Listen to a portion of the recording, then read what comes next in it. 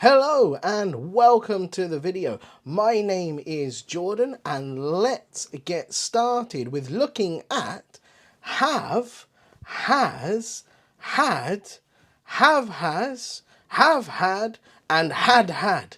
Yes, that's a mouthful to say, isn't it? We're going to be looking at all of these ideas of using have in different ways. And I'm going to show you how to use them and remember them easily. By the end of this, you'll be a master of them. So let's get started. First, let's take a look at have and has. We use these in the present simple to talk about things that never change or for repeated action.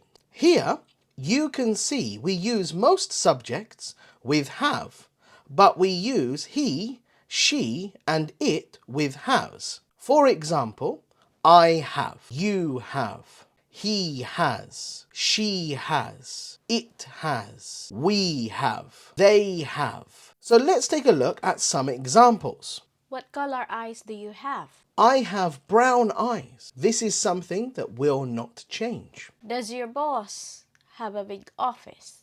No, he has a small office on the second floor. Again, this is something that will not change. What time do you start work every day? I have to start work at 9:30 a.m. every day. This is a repeated action. The next one we can look at is using had, which is used in the past simple. This is used for actions that finished in the past. Here, we can use had with every subject. Let's have a look at some more examples. What did you do yesterday? I had to work yesterday because someone called in sick.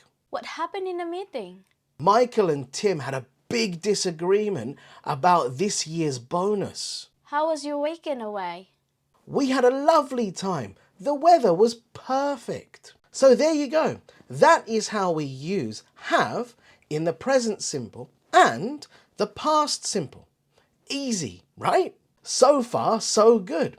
So let's move on to the next one. Now we are looking at how we can use have had and has had. So whenever you see this in a sentence, you can know it is the present perfect.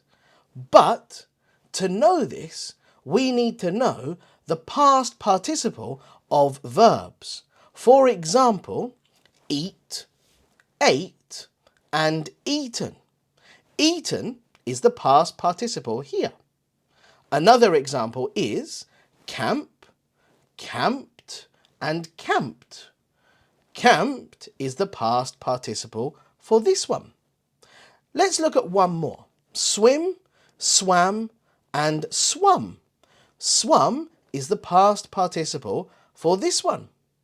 So we use have or has plus the past participle to make up the present perfect.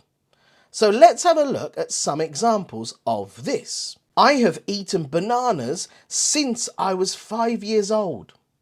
We have camped by the lake a few times this year. She has swum for an hour every day for the last 10 years. So those are just a few examples of how we can use the past participle with have. But what's the past participle of have? Yes, you guessed it, it is had. So we have to use have had or has had. However, we often use the contracted versions by saying I've had, we've had, they've had, he's had, she's had. This is because it sounds much more natural. It's very rare for a native person to say, I have had. We usually say, I've had. Here are the examples. How has your day been? I've had a great day so far. Thanks for asking. How many holidays has Gary had this year? I think he's had 3 or 4 so far this year, and he's booked another one for September. Have Margaret and Bill found a new house yet? No, not yet. They've had terrible luck. So we use the present perfect when the action starts in the past and is still continuing now, or is still important at the current time. Now for the final one, had. Yeah, I know, it sounds a little strange to say two hads in the same sentence. Even for native people, it feels a little bit strange to use. So when do we use had? We often use had plus the past participle to talk about the past perfect. For example, you had broken the window. The past participle here is broken. Another example, I had cleaned the car. The past participle here is cleaned. In these examples, note that the contracted form of had is used. For example, I'd had, he had had, she had had, they had had. How was John? He looked a bit angry.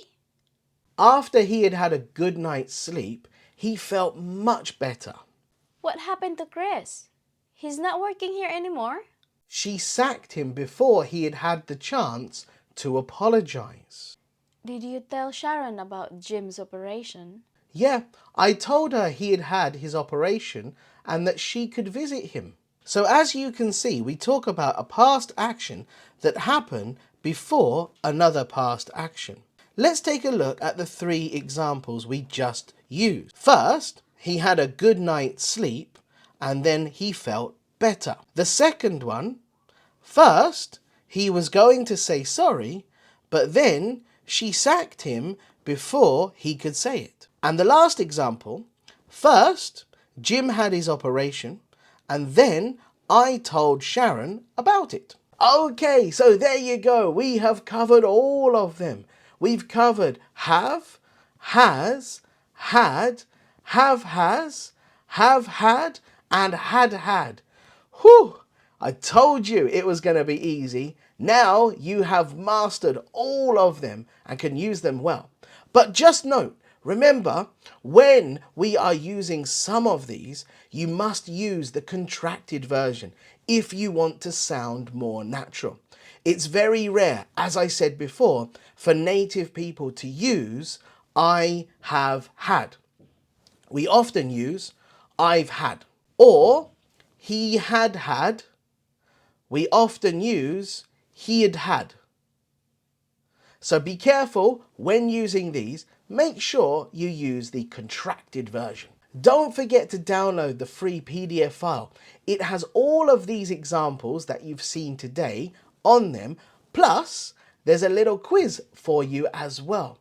The link is in the description. I hope you enjoy it. Also, if you found this video useful, please drop a like. It'll be much appreciated, of course. And also, please consider subscribing so I can help you learn English much more easily. And speaking of useful phrases, why not check out this video here? I'm sure you'll find it very useful. It's all about 25 everyday phrasal verbs that you can use in everyday conversations. Go on, check it out now.